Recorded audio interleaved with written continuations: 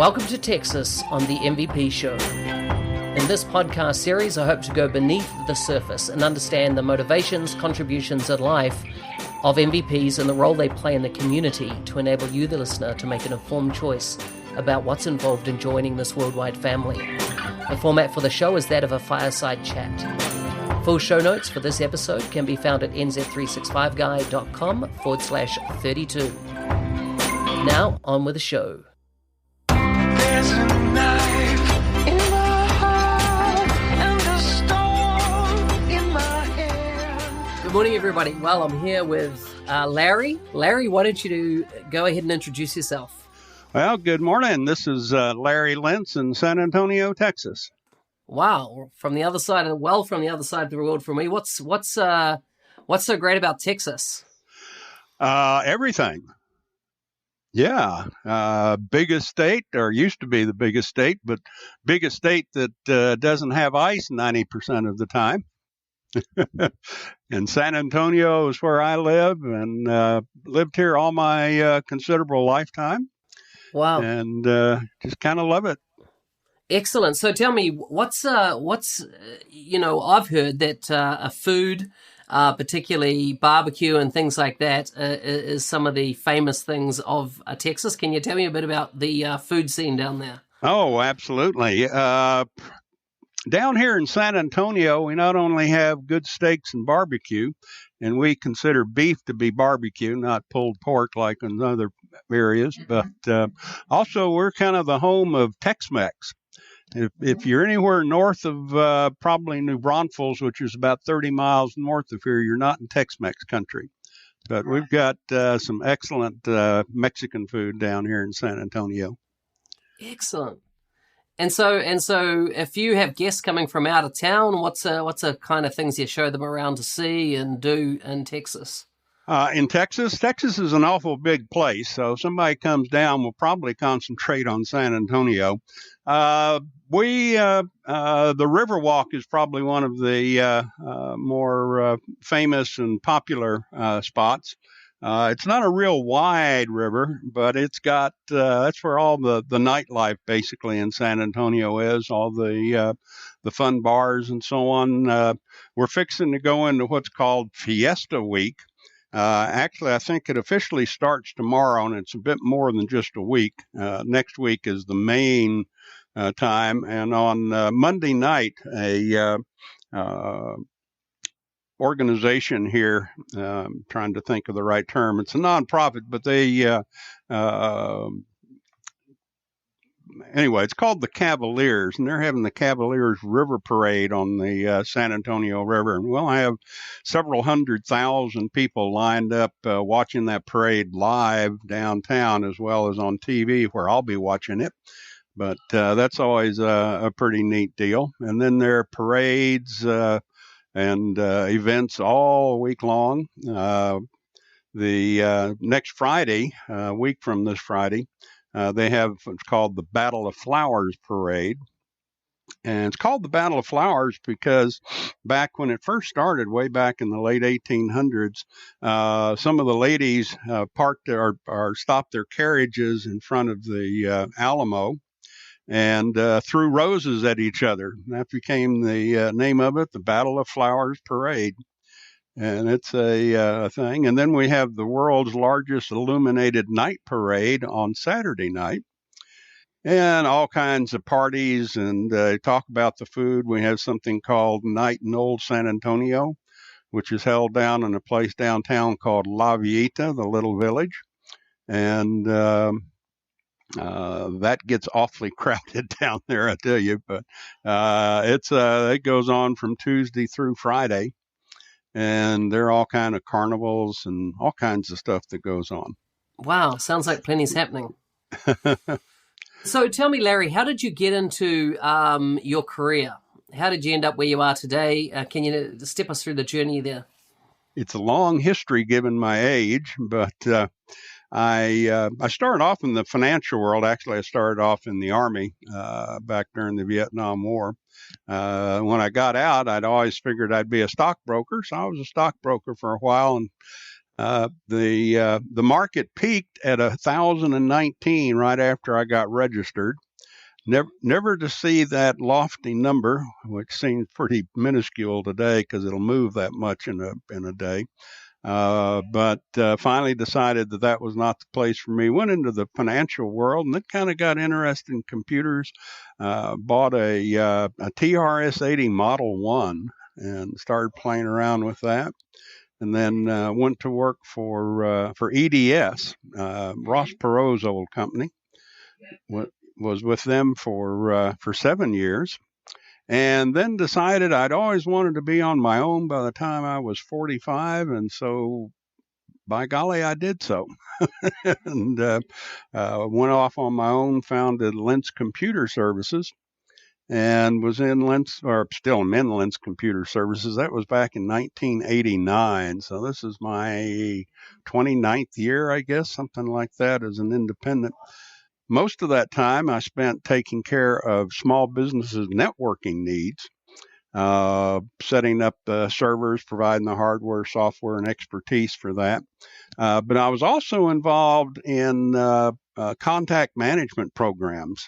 Got hooked on ACT back in early 1990 and was sort of the ACT guru of San Antonio and South Texas for a number of years, and then switched over to Goldmine in 2006, or excuse me, in not 2006, switched over to Goldmine in 1998, and was a Goldmine Gold partner at one point.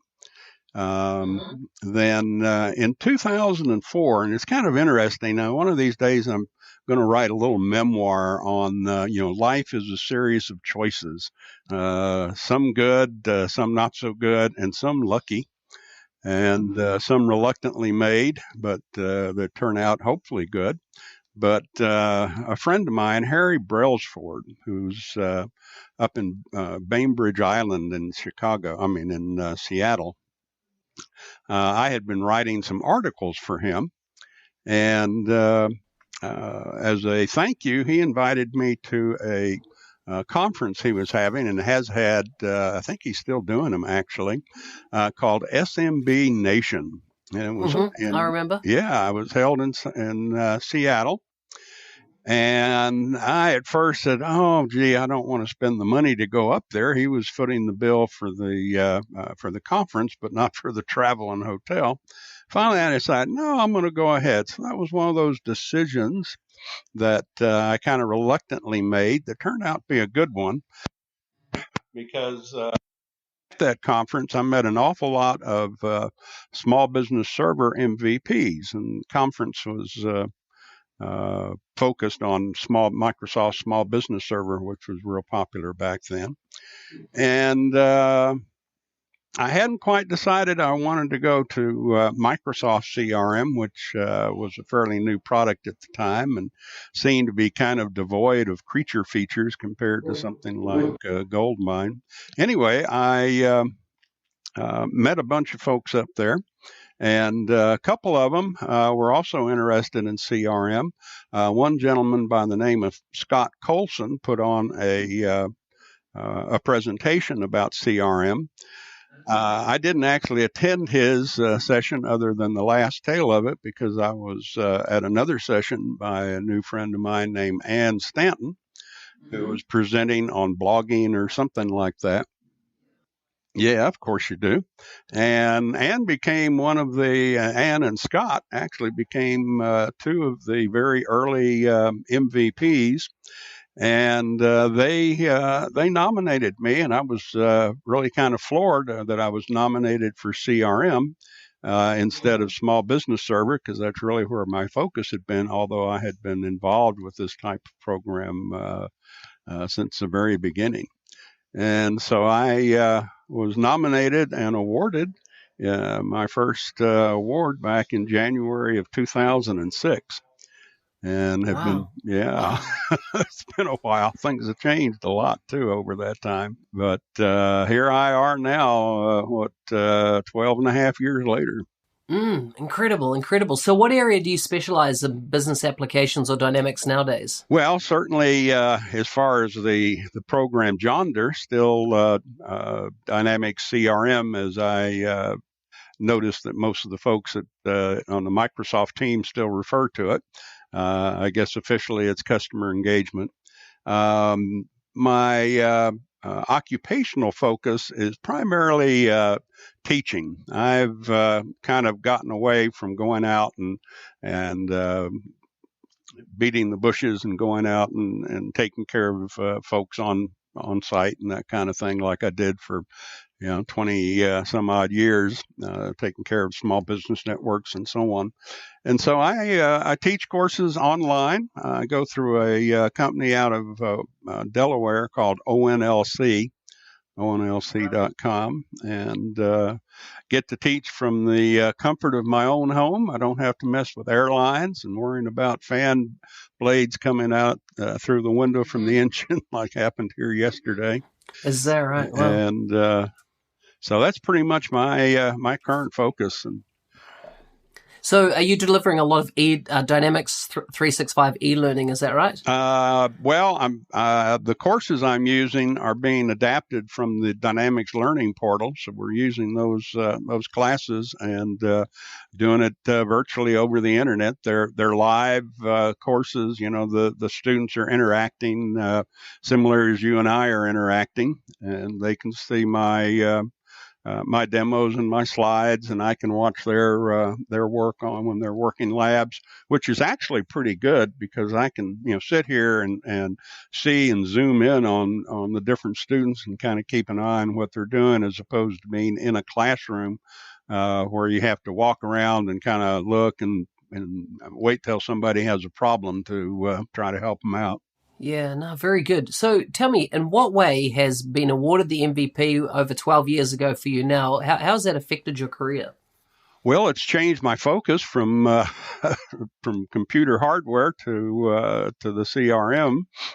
Naturally, another little series of decisions, if you will, back in I think early on. I forget exactly when it was. It was probably somewhere late in 2006.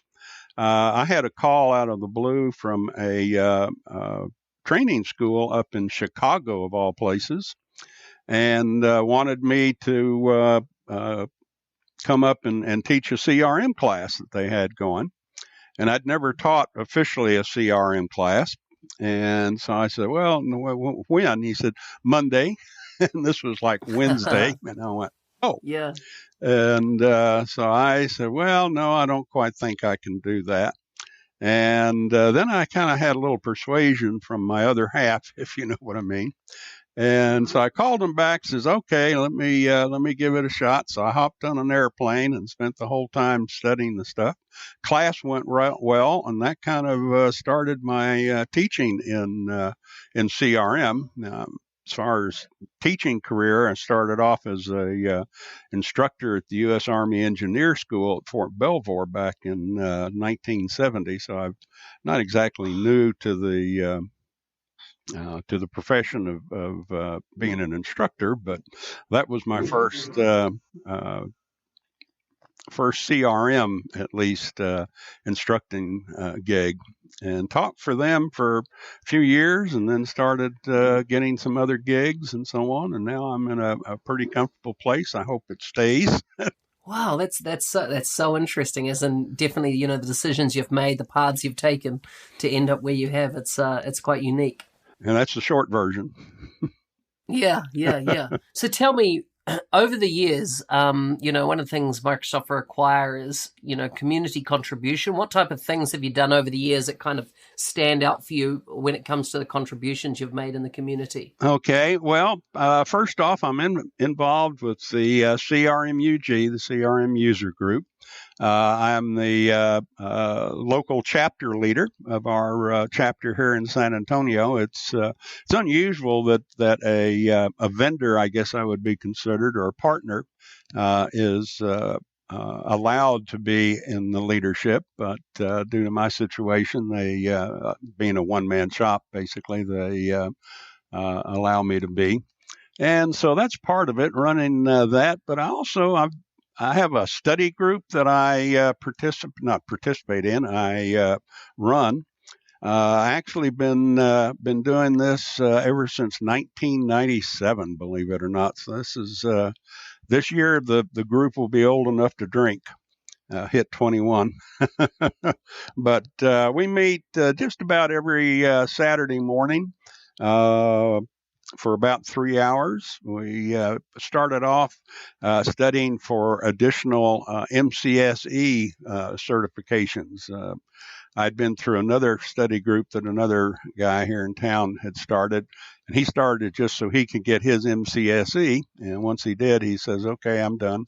So I picked it up, and we started on all of the different Microsoft certifications having to do with Windows NT and Windows 2000 and so on and so forth. Well, probably pretty soon after I got my MVP, we've been doing CRM stuff. Started off with version 3 and then 4 and all the versions along the way. Right now, we're kind of working on Power Apps. I also have another little group called the Alamo CRM XRM IT Pro Group that we try to meet on a monthly basis, but I also use it as a good conduit to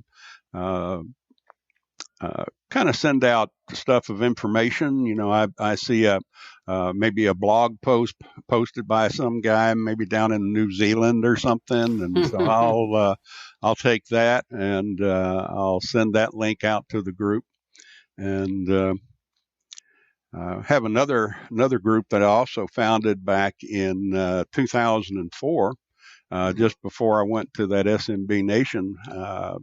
I had asked Harry about something. He said, "Well, you need to find your local user group." And I said, "We don't have a local user group." He said, "Well, start one." So I did. Wow.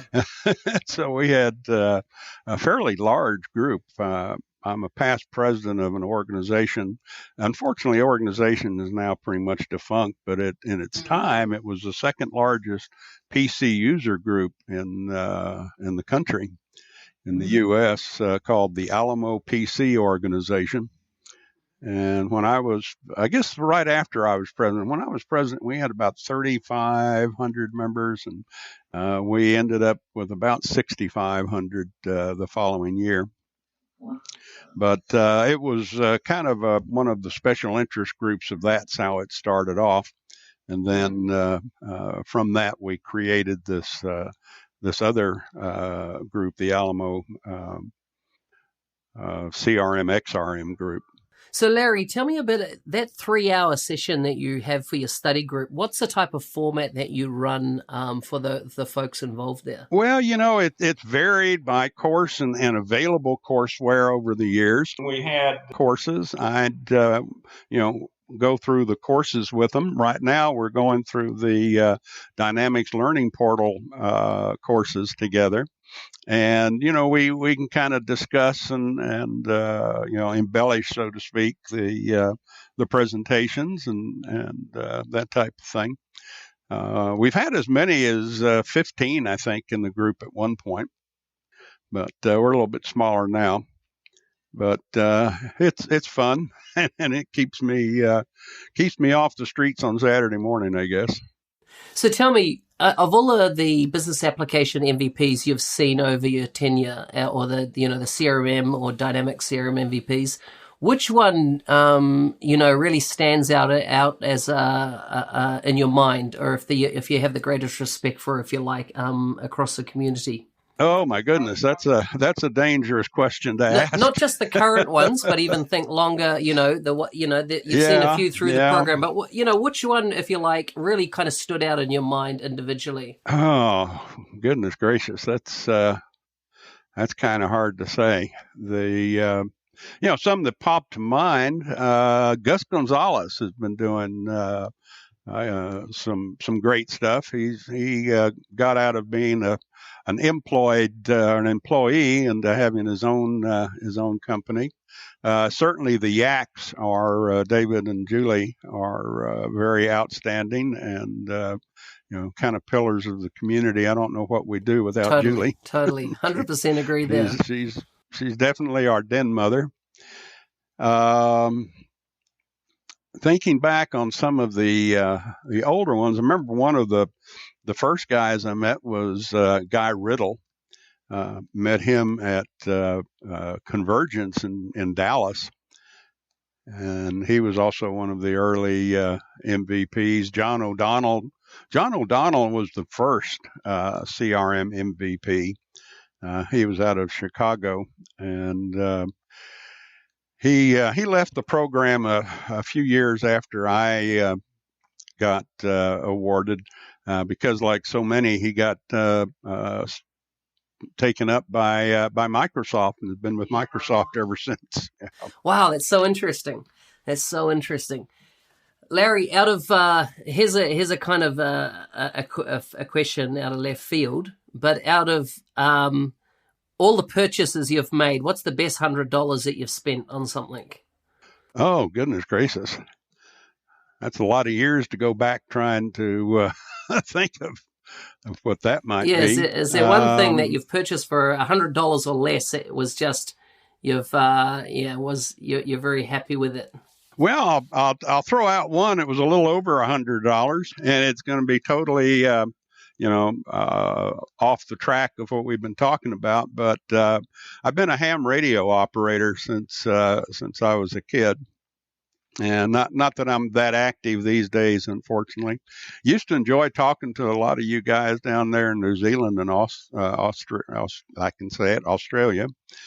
Yeah, and but back in the I guess it was in the mid '80s, something called packet radio was getting very popular in the ham radio circuits.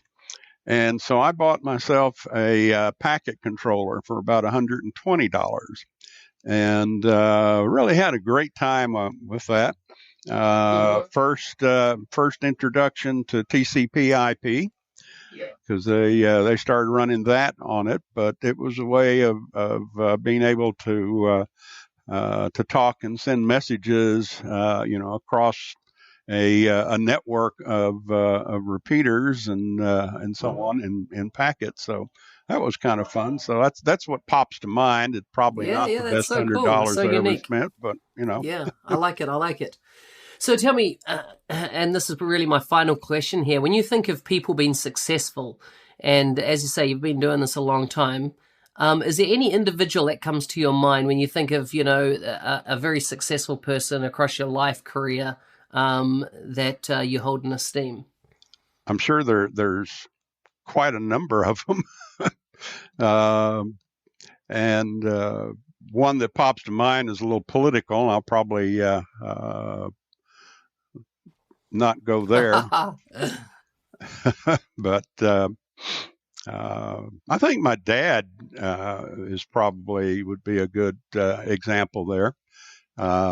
He founded his own stock brokerage firm. He referred to himself as an investment banker and was well known and well respected not only around town but in the industry. He had a seat on the New York Stock Exchange when his firm did, but he and his lifelong best friend were partners. So I'll use that as my example. That's fantastic. I always love it when it's a family member, and that connection has come about. Larry, it's been great having you on the MVP show. If people want to connect with you online, where can they find you? Well, certainly on Twitter, at CRM Larry. That's probably the best place. I occasionally go to Facebook. Email address, larry@lentzcomputer.com.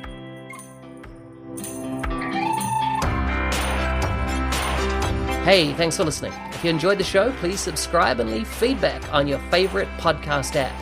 If you want to look at the show notes, please go to nz365guy.com/32.